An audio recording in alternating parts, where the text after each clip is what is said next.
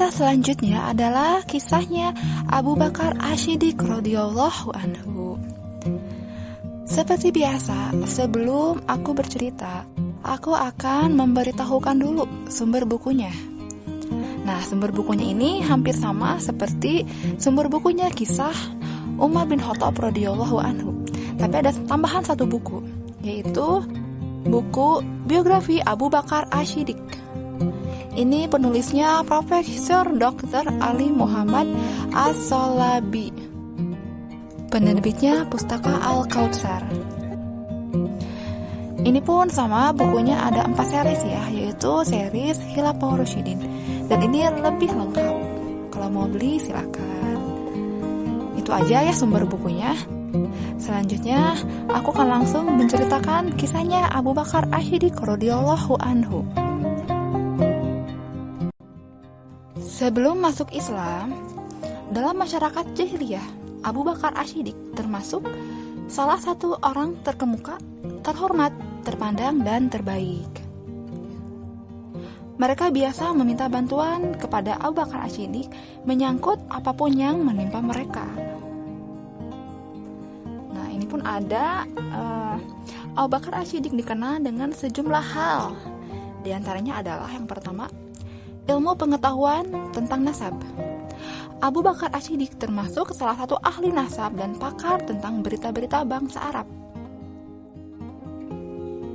Dalam hal ini, ia memiliki catatan pengalaman dan kapabilitas yang cukup besar hingga menjadikan dirinya master atau guru bagi banyak pakar nasab seperti Uqail bin Abu Thalib dan yang lainnya. Yang kedua, perniagaan. Pada masa jahiliyah, Abu Bakar Ash-Shiddiq adalah seorang saudagar. Ia terbiasa malang melintang menjelajahi negeri-negeri yang ada. Ia memiliki modal sebesar 40.000 dirham.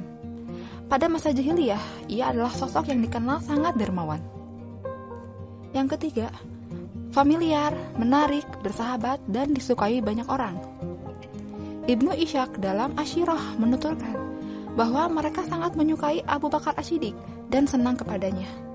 Mereka mengakui bahwa ia adalah sosok yang memiliki keutamaan yang agung dan akhlak yang mulia.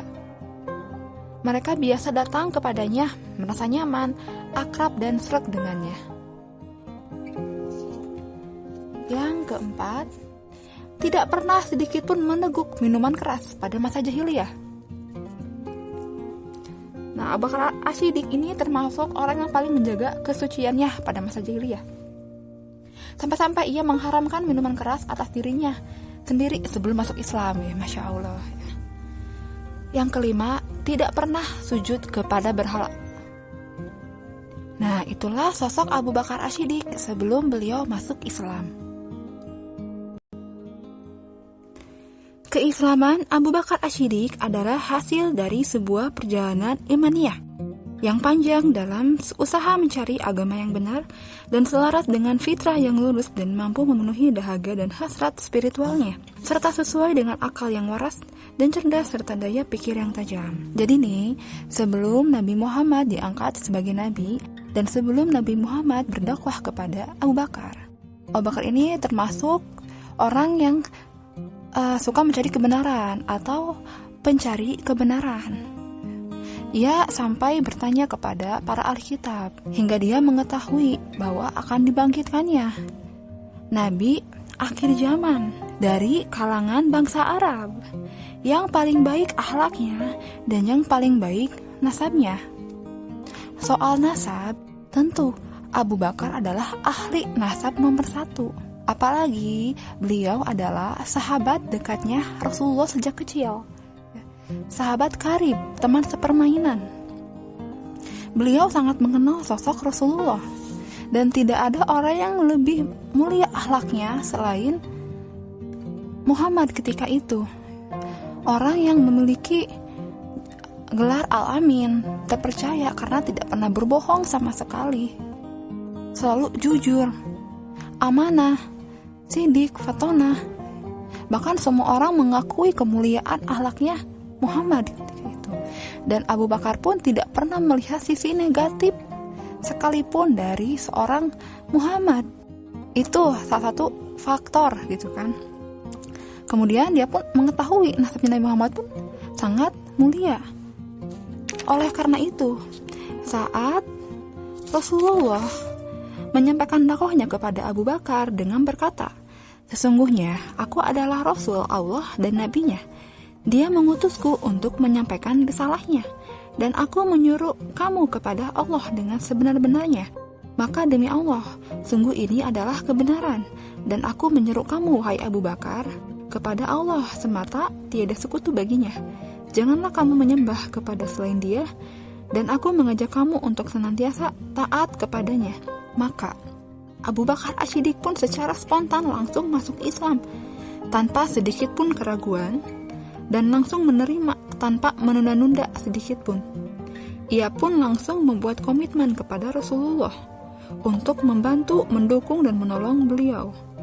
Masya Allah gitu ya.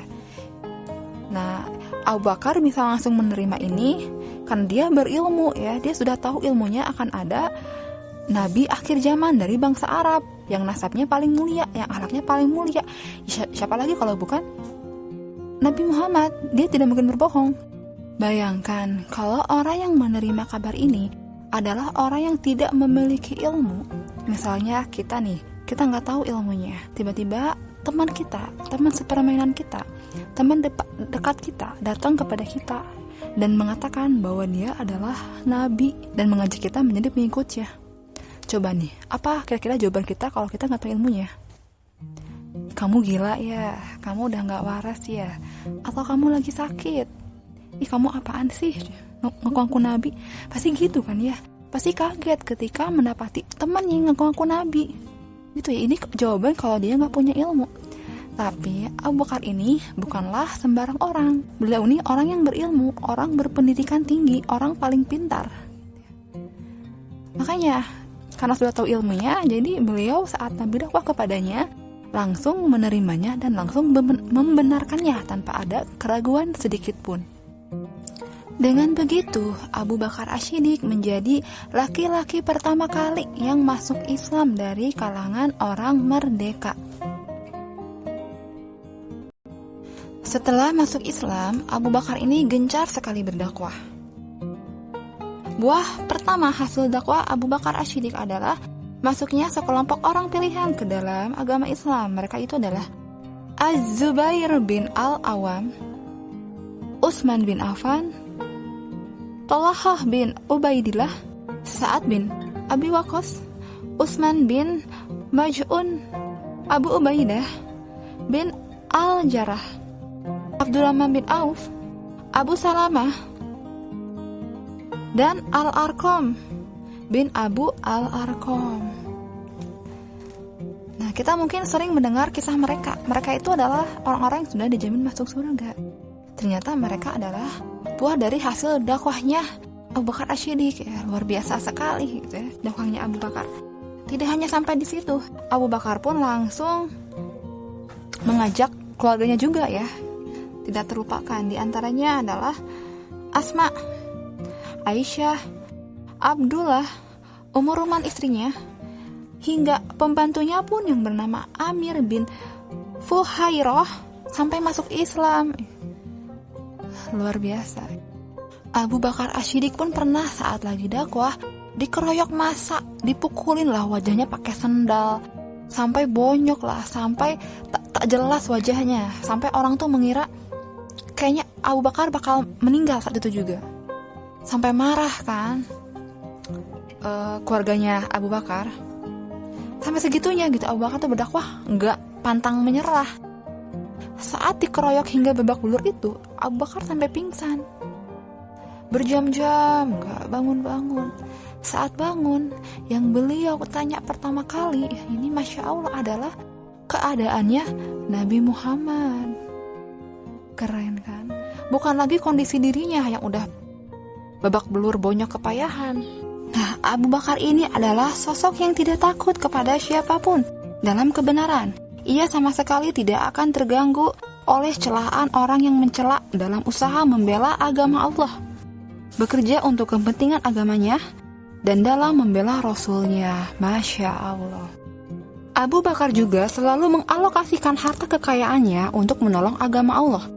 Dia mempunyai 40.000 dirham yang setara dengan 2,9 miliar. Wow. Dia infakkan di jalan Allah hingga Nabi bersabda tentangnya, "Tidak ada harta seorang pun yang bermanfaat bagiku seperti harta Abu Bakar." Masya Allah.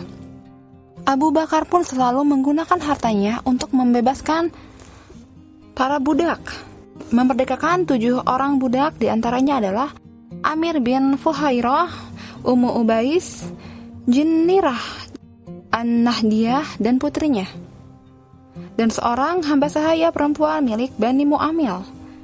Abu Bakar pun membeli Bilal bin Rabah, muazinnya Rasulullah, dengan harga 5 uqiyah emas. Masya Allah. Adapun kisah yang sangat mengesankan bagi diri Abu Bakar Asy-Siddiq adalah saat Rasulullah hijrah ke Madinah. Maka Abu Bakarlah yang menjadi rekan perjalanan beliau dalam hijrahnya. Manakala rombongan penuh keberkahan ini datang ke Madinah, di sana orang-orang Ansar sudah menunggu-nunggu kehadiran Rasulullah. Setelah melalui sebuah perjalanan yang diliputi dengan bahaya dari segala sisi dan penjagaan Allah di atas segala rencana dan tipu daya, di samping beliau berusaha mengambil sebab-sebab keselamatan, rencana matang dan upaya pengelabuan terhadap kaum Quraisy dengan segala sarana yang dimiliki oleh manusia, maka Abu Bakar dan keluarganya adalah para penjaga yang penuh amanah dan singa-singa tangguh dalam menyukseskan hijrah penuh berkah yang merupakan asas bagi tegaknya dinul Islam. Di antara keutamaan Abu Bakar adalah keteguhan hatinya, keberaniannya yang kuat, dan kecemerlangan akalnya dalam keadaan-keadaan sulit yang dihadapi akal orang-orang besar, dan mencengangkan para pahlawan. Di antaranya adalah di Perang Badar, Uhud, Hudaybiyah, saat Rasulullah wafat, hingga sesudah Rasulullah wafat, Abu Bakar menjadi khalifah atau pemimpin, menggantikan kepemimpinannya Rasulullah.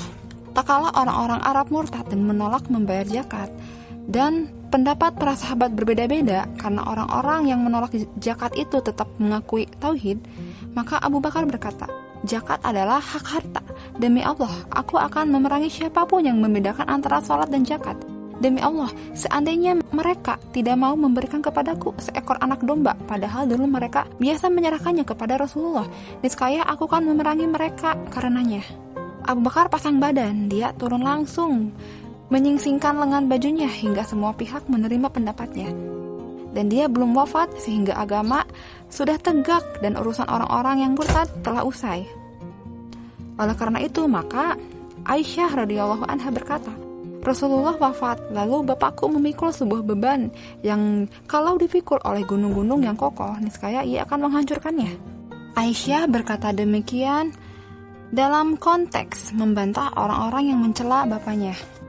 Abu Bakar menjabat sebagai khalifah selama 2 tahun. Kemudian dia wafat karena sakit.